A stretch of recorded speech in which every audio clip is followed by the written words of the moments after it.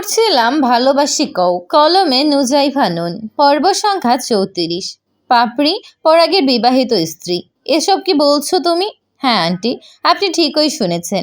পাপড়ি পরাগের বিয়ে করা বউ। বর বউ যদি একই ছাদের তলায় থাকে, তাহলে পরাগ কেন তার বউয়ের সাথে দেখা করার জন্য বাইরে যাবে? কেন এবার ঘন্টার পর ঘন্টা ফোনে কথা বলবে? পরাগ চাইলে খুব সহজেই পাপড়ির সাথে কথা বলতে পারছে, দেখা করতে পারছে। তার জন্য বাইরে যাওয়ার বা ফোনে কথা বলার কোনো প্রয়োজন নেই। আশা করি এখন আপনার সব প্রশ্নের উত্তর পেয়ে গিয়েছেন। আমার যা বলার আমি বলে দিয়েছি। এখন বাকিটা আপনাদের ফ্যামিলি ম্যাটার, আপনারাই ডিসকাস করুন। আমি আসছি বলে সোনেরা ম্যাম দরজার দিকে পা বাড়াতেই বড় মামি পেছন থেকে ম্যামের হাত টেনে ধরলেন। চাপা স্বরে বললেন, তুমি না পরাগকে ভালোবাসো? এত সহজে নিজের ভালোবাসা ভুলে গেলে? ম্যাম বিবর্ণ ঠোঁটে হাসলেন। তার গলা খাদে নেমে আসে। ভালোবাসলেই কি সব পাওয়া যায় আন্টি? আকাশের চাঁদকেও তো আমরা নিঃশব্দে ভালোবাসি, তার আলোয় ভিজে থাকি, তার দিকে তাকিয়ে স্বপ্ন বুনি, তবুও কি তাকে ছুঁতে পারি? পরাগ আমার সেই আকাশের চাঁদ। ও আলো হয়ে আমার চারপাশে ছিল, কিন্তু কখনো আমার জন্য হাত বাড়ায়নি। আমি পরাগকে জোর করে পেতে চাইনি, ভালোবেসে নিজের করতে চেয়েছি। সাহিল আমাকে বাড়াবাড়ি রকমের ভালোবাসে।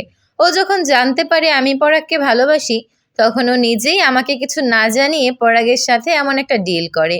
আমি সত্যি যদি জানতাম পরাগ বিবাহিত, আমি কখনই এই বিয়েতে মত দিতাম না। অন্যের ভালোবাসা কেড়ে নিয়ে আমি কখনোই সুখী হতে পারতাম না আন্টি। পাপড়ি লক্ষ্মী মেয়ে, আপনি পাপড়িকে মেনে নিন আন্টি। আমি বলছি আপনি ঠকবেন না। বলেই ম্যাম চোখের পানি মুছতে মুছতে বেরিয়ে গেলেন।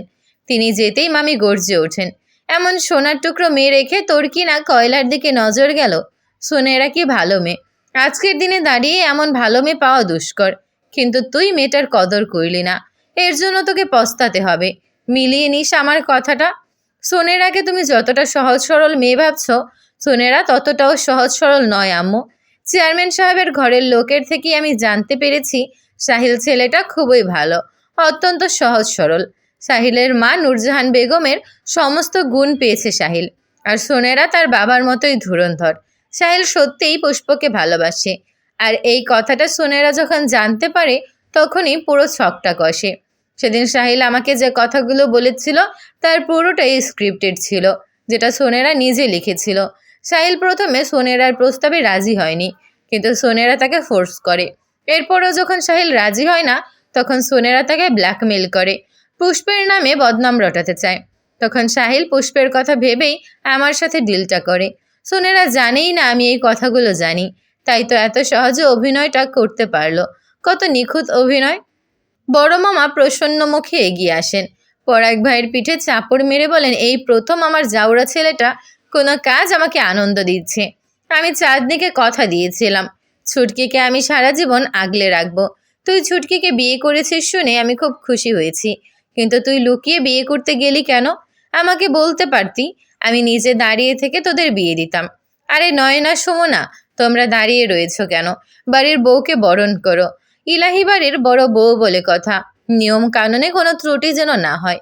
বরণ শেষ হলে মা তোমাকে যে সোনার বালা দুটো দিয়েছিল, সেই বালা দুটো ছুটকির হাতে পরিয়ে দাও।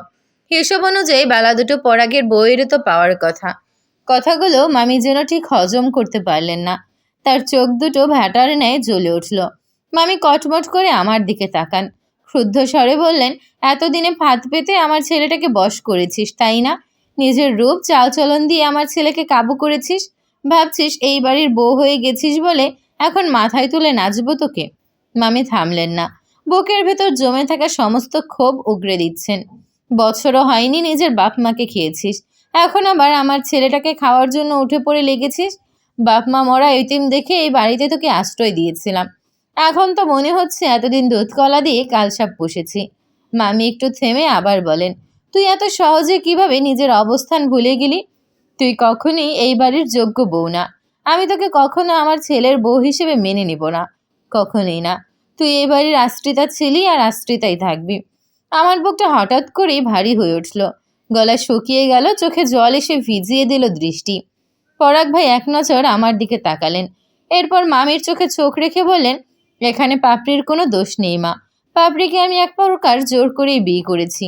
বাহ, তুই তো দেখছি বউয়ের হয়ে ওকালতি করাও শিখে গিয়েছিস। কবে কবে এত বড় হয়ে গেলি তুই? ওকালতি নয় মা, যেটা সত্যি সেটাই বলেছি।